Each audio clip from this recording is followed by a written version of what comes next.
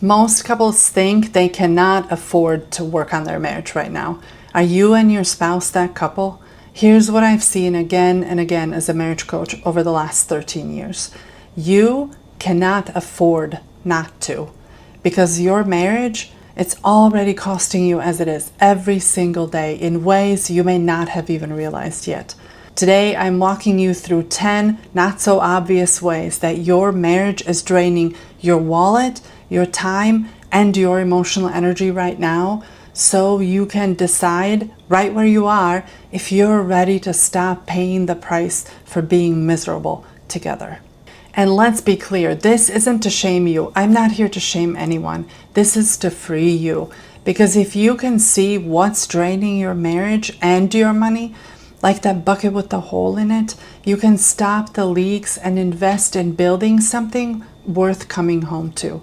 Because that's what we all want in the end, don't we? So grab a notebook and a pen, or just listen with an open mind and make mental notes. Let's jump in. Number 1, the AT&T that you don't enjoy. And no, I'm not talking about the phone company. I'm talking about alone time together, that ATT that turned sour. You know, the vacations that you save up for, the ones where you picture yourselves holding hands on the beach, eating gelato at a little Italian alley, or laughing over breakfast at a cozy cabin up north. But when you get there, you spend most of your time apart, because you can't stand being in the same room together for one more minute after what happened 2 nights ago. Still unresolved, still raw.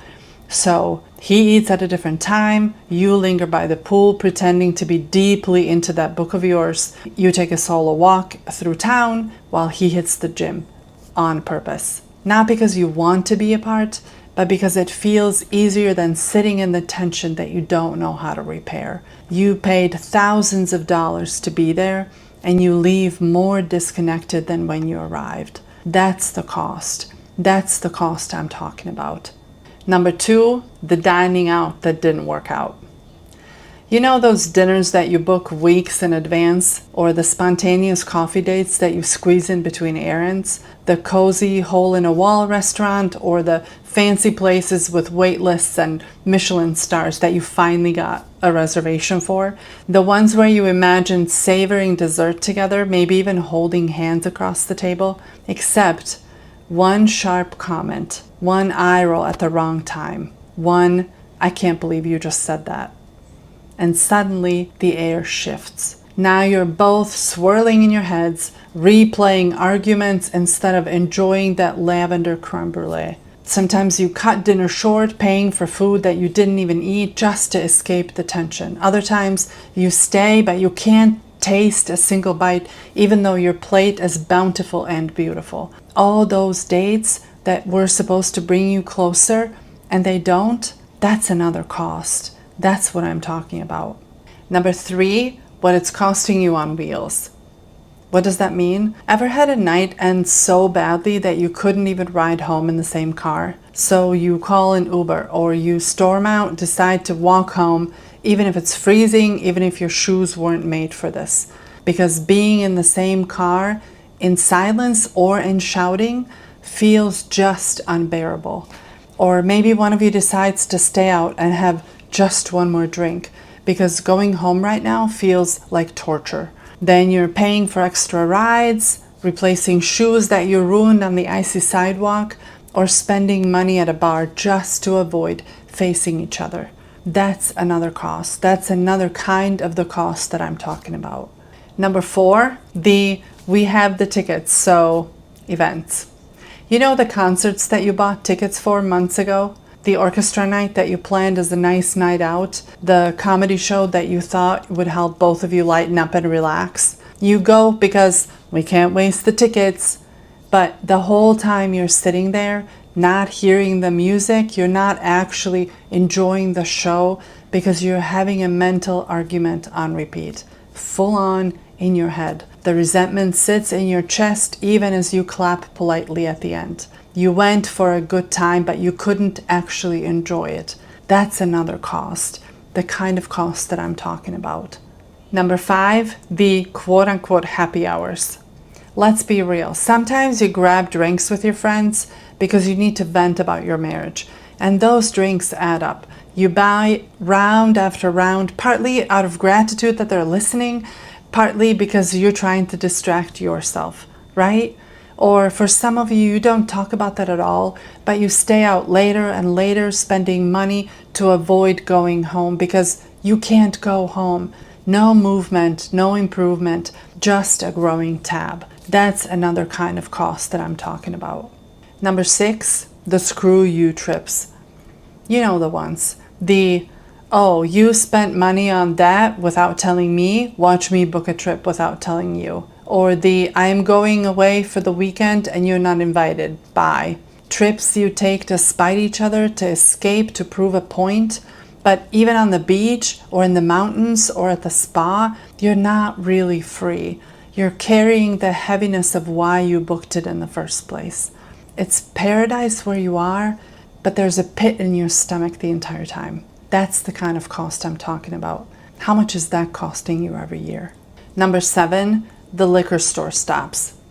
The bottles of wine or whiskey that you pick up for the weekend, but it's really because you can't imagine a Saturday night with your spouse without a buffer, because you don't know how to be together sober for that long without tension. You've become a regular at the liquor store, and the bartender knows you by name and your order before you even say it. Those quote-unquote little purchases, they add up. That's another cost.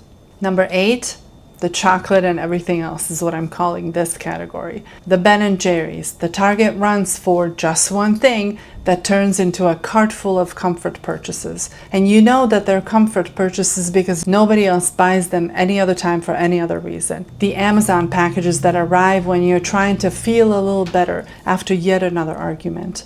All those just to feel a little better buys also add up. And you know what the tragedy is?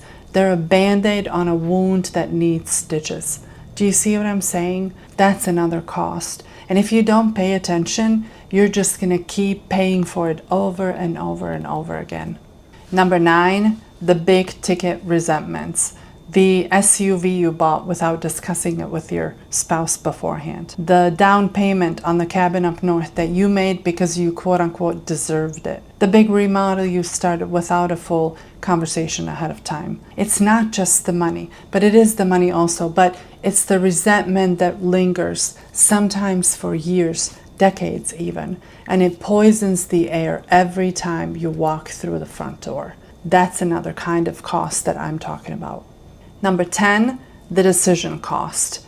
The unilateral decisions about your kids' activities, the family commitments that you make without asking, the weekends you fill without consulting each other first. It's your time, it's your energy, it's your money. It's the exhaustion from always being out of sync.